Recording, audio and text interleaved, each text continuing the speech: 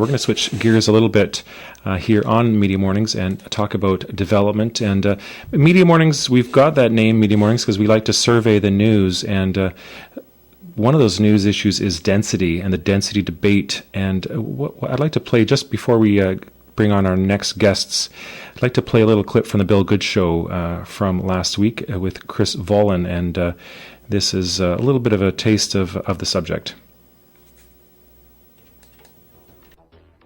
Well, the great density debate continues. Mount Pleasant residents, some, are gearing up for a showdown with the developer of a controversial proposal to build a 22-story residential tower in the neighborhood. Chris Vollen says his company has made significant revisions in the past year after Vancouver City Council approved its rezoning application for the corner of Broadway and Kingsway. Mr. Vollen is the vice president of Rise Alliance, and he joins me in studio today. Good morning. Good morning, Bill. Did you anticipate the kind of pushback that you're getting from some residents? From a certain group, yes, we did. We think that'll be continuous. There's a long-standing disagreement with the community plan itself, so that argument will go on no matter what anybody proposes under the plan. So what changes have you made to try to accommodate the neighborhood? Well, first and foremost, as you say, we were approved for height and density last April 2012. Council gave us direction based on community input to make some mostly character changes and massing changes. And those involved, our response has been to divide the building into 5 different blocks, 5 different characters, reflective of what we think is part of the character of Mount Pleasant. How do you mean by that, dividing it into 5? When we went through rezoning, it was shown as one massing model, and we have essentially 5 different buildings. We have a tower on 10th and Kingsway, and then building blocks on Kingsway, Broadway, Watson, and 10th Avenue. So we've given each of those a unique design character, which we think reflects using materials we found in Mount Pleasant. Is each 22 stories? No, God, no. Yeah. And that is the voice of Bill Good and Chris Vollen. Chris Vollen from the Rise Development, the developer side of the story, and Bill Good on the other radio station here in Vancouver, CKNW. And we've got some of those critics that the developer was talking about with us this morning, and I really appreciate having them on the program. Stephen Bohus is a director of the Residents Association Mount Pleasant, RAMP. He's also has his Bachelor of Landscape Architecture, and for our listeners, you may be familiar with him. We had him on recently on the program. Also being joined by Villegas. He holds a degree in architecture and has studied different housing forms that could be used to add density to Mount Pleasant. And Lewis has lectured on the topic of urban design and housing form in the past. And we welcome you to the program. Yeah, thanks for having us. Good morning. And here in the studio, I'm joined with Alfonso Osorio, also from our radio collective. Good morning, Alfonso. Good morning, Irwin. So we just heard from the developer, and really, I guess he's a little bit defensive about the work that RAMP is doing. What has gotten him disenchanted with the work of RAMP? Well, we're a community grassroots group, and what Rise is proposing is really out of character from the community. It doesn't conform to the Mount Pleasant Community Plan, and they've done a revision which increased the number of units from 241 to 336 condo units. And this Rise rezoning has to go back to council, but it was approved as a rezoning with a 9-1 vote last year after probably the largest public hearing in many years in Vancouver. Yeah, I think it lasted for several days, if I'm not mistaken. Yeah, 7 days and 7 nights. Now, so the process you've just laid out, and maybe you can help us a little bit understand that process. This is a major project. There's a lot of community fight about it. There was different, I know on the grassroots side of it, there was different community stakeholders trying to get friendly with the developer, trying to get their proposals forward. There was in the arts community, they thought they were going to get an art center. There was a food co-op that thought they were going to get space. What's the lay of the land in terms of these kind of community benefits, or is there anything even realistic? I know, just for full disclosure, I championed a community benefit space at Woodward's called W2, and that was a failure when the developer and the city failed to support the startup costs for that project. So I know full well personally how challenging these corporate, these market models are for community benefits. What's the lay of the land for the community benefits that are proposed by the developer or the city? Well, the community benefits are a little bit out in limbo. As part of the process, they have to be landed. In other words, the $5 million or so actually have to be used for a specific purpose, and that purpose has to be identified. We were always a little bit suspicious about that food co-op. It seemed like it was something that was created for the early stages of the approvals process. And in this latest regeneration of the project, we see that the co-op space is gone, and what's taken its place is residential luxury condos, which is the highest selling piece of real estate that you can put on any parcel in Mount Pleasant or in Vancouver, for that matter. We're somewhat suspicious of the CAC, the Community Amenity Contribution, which is how these community benefits get shopped out to the communities. This RISE proposal came on the heels of completing the Mount Pleasant Community Plan, and it came out of nowhere. And we have seen exactly the same thing happening now in Grandview Woodlands, where all of a sudden at the LRT station at Broadway and Commercial, there's a 35-story tower that, again, completely blindsides the community and is nowhere to be seen on the plan process up until that moment. So I appreciate you talking about the food co-op as well, because for another full disclosure, I was actually asked to consult on that food co-op proposal, and I chose not to because I didn't see the potential kind of support, and I didn't see it moving forward. So it's interesting to see how you're characterizing that as being kind of erased off the map in the latest rendition of the developer's proposals. What's the role of city staff here? Like, who's driving this ship? Is it Vision Council giving the green light to city staff to work with these developers in these ways, or is it city staff that is driving the ship? Well, I would have to say that it's council's direction. So the 9-1 vote last year, there was only Green Party Councillor Adrian Carr who voted against the proposal, and the other two parties actually received developed campaign contributions from RISE. So there's another aspect to this. But in terms of the city staff, they are just doing what they're told by the majority on council, and there really isn't too much more to say about that. Well, there seems to be, hi, this is Alfonso. Sorry, there seems to be a concerted effort, like you are describing, in terms of Vancouver City Council, hand in hand with the developers, to just move forward a number of developments throughout the city, from Chinatown all the way to East Hastings, Commercial Drive, Mount Pleasant, on Main, etc., etc., etc. So, and there is a new director of planning, I guess, in the city, and they're just pushing forward. There is lots of opposition. In the meantime, the mayor is driving kind of the agenda by creating such a, push forward image that the city is doing everything possible for the homeless and it's planning to end homelessness, when in fact what's going on it is that they are kind of proposing market developments, and the social housing side is kind of being left kind of to the market, I guess.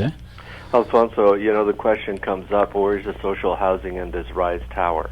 Where is the social housing in the downtown east side plan that has just been revealed? I don't see it. And where is the sort of clear strategy that's actually going to build and deliver social housing, unless it's this tower that they're putting 2 blocks away from my home on Fraser and Broadway, or taking over the Biltmore? And if you look at the literature and if you look at the reports coming out of the U.S., when we do social housing and high-rise, it really doesn't work. So it is very true that there's, on top of a mayor and council that seem to be driving a development agenda, and they're doing it behind the scenes and not consulting the communities on it. On the other hand, there seems to be no rigorous methodology driving the bus. They don't have a full package to offer a community of how to develop social space, how to develop co-op retail space, how to develop incubator space for local businesses that maybe can't compete with the national brands. There's, like you said, nothing there really for social housing that's tangible, and we have this runaway pricing of commercial residential real estate. And why is it the land values are getting out of control? The only thing that we can point to is this rezoning to towers.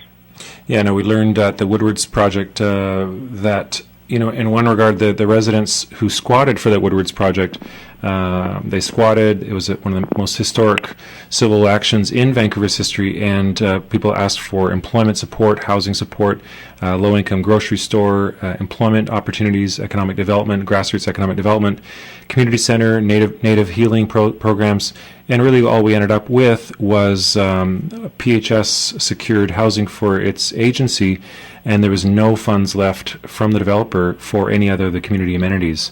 And the grocery store is frankly a middle-class store at Nestor's, because Save-On Foods and Nestor's and Jimmy Pattison has different strata of grocery stores that could have gone in there, but they chose a mid-market, upper mid-market grocery store.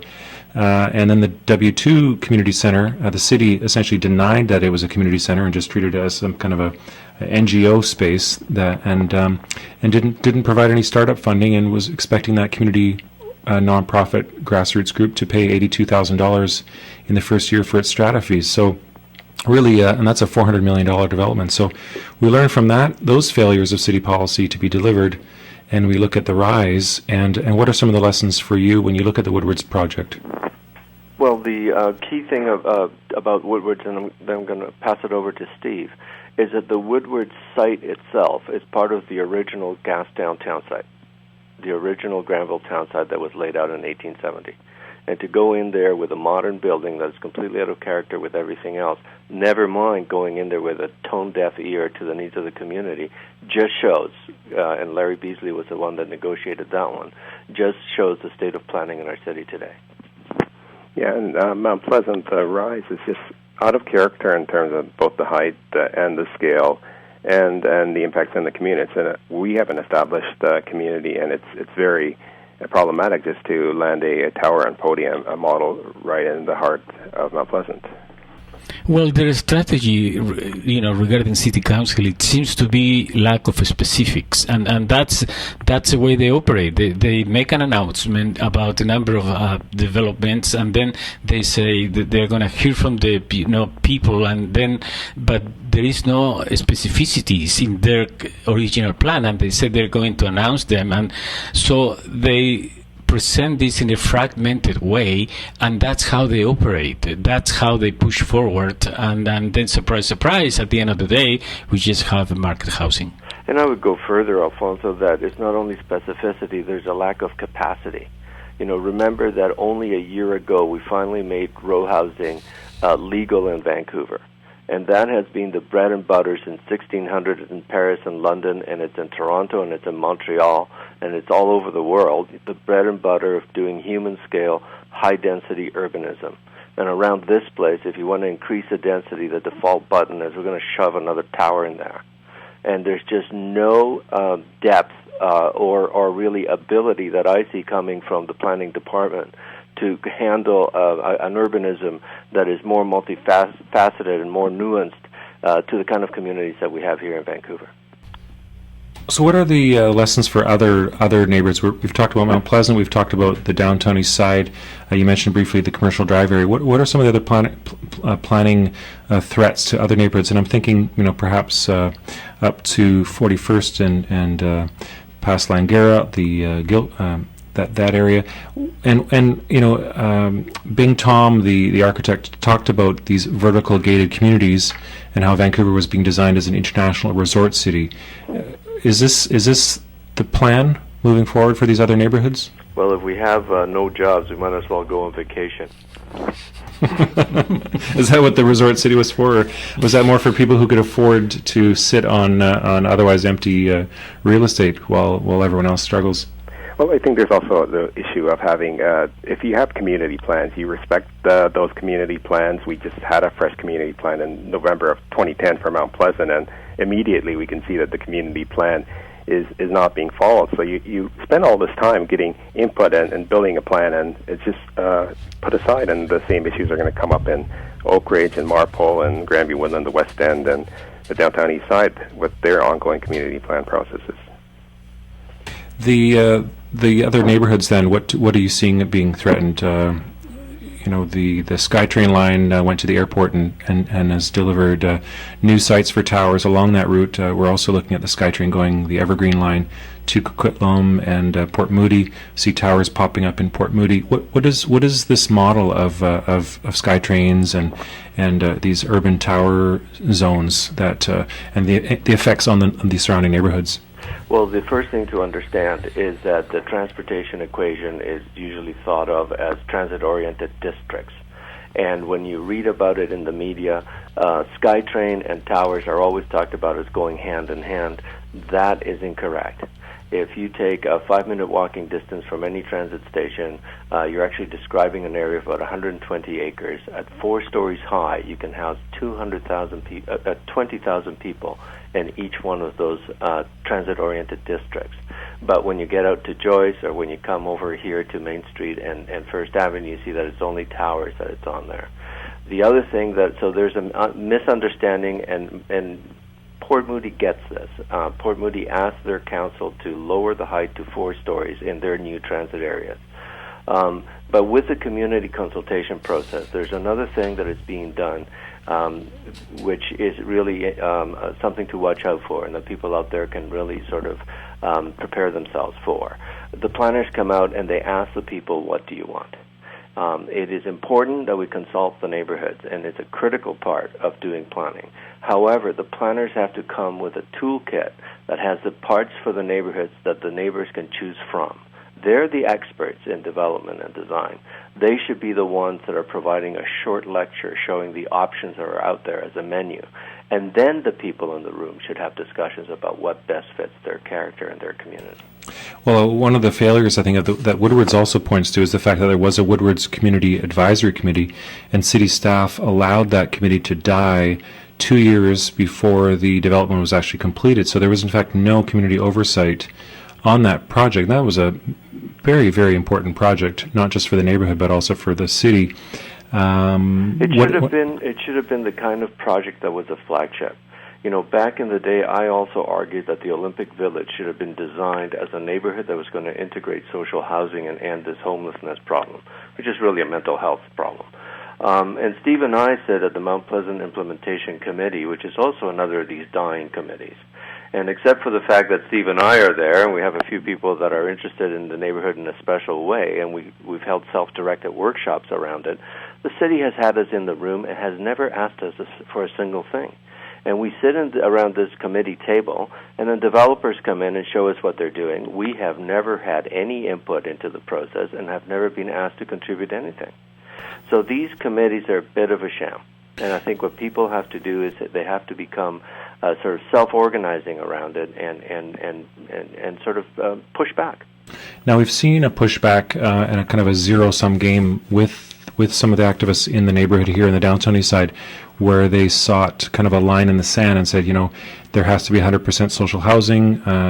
That strategy, frankly, hasn't been particularly effective in one way because there's a lack of allied civil society groups or community-based developers that, you know, might have been around 10, 20 years ago, where there was other organizations that would be working with public funding for social housing. Yes, there's a lack of investment in public housing. That's a critical issue. But there's also a lack of community-based developers that are not that are willing to actually bite the hand that feeds them. And what's happened, I think, in a lot of cases in this neighborhood is the housing providers have become service agencies who no longer do any advocacy for social housing. The downtown east side is a special case. You know, it's not the downtown and it's not the east side, first of all. It's the east end. It's a historic neighborhood. It's where the original mill was located at the foot of Dunleavy Street that was there 20 years before there was ever a CPR or any dream of a hint of a Vancouver. And when I did 2 years of work with the Institute for Environmental Learning at Simon Fraser, I discovered, talking to the people there, that we still have about 5 communities that are still in place and functioning. Japantown was there, and it survived all of the problems that happened during the Second World War, and so on. The indigenous community doesn't have a footprint. I went looking to see where it is that the indigenous people call it our place. Well, actually, that's the whole of Vancouver. But do they have a piece in a neighborhood? They don't even have that. So there is this lack of capacity when you turn around to the downtown east side, expresses itself with a series of policies that go back more than 20 years that have failed. From McLean Park, the big tower, to whatever has been done to create the downtown east side Oppenheimer district, this notion that we're going to get one area in the town that is completely 100% people with special needs doesn't work. Yeah, so it's arguably not 100% people with special needs, but it is a diverse community of 21,000. But you're very, very correct in the analysis, the fact that city planners and city staff do not appear to be listening to this community or the Mount Pleasant community. Let's just wrap this up with information on your meeting tonight. You're having a meeting. Just give our listeners a chance of how they can plug into the meeting tonight.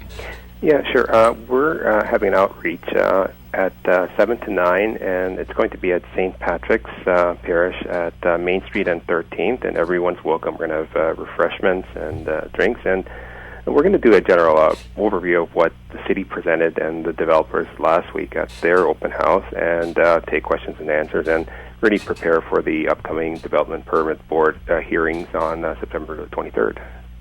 Okay, thank you both for joining us, Stephen and Andrew. Really great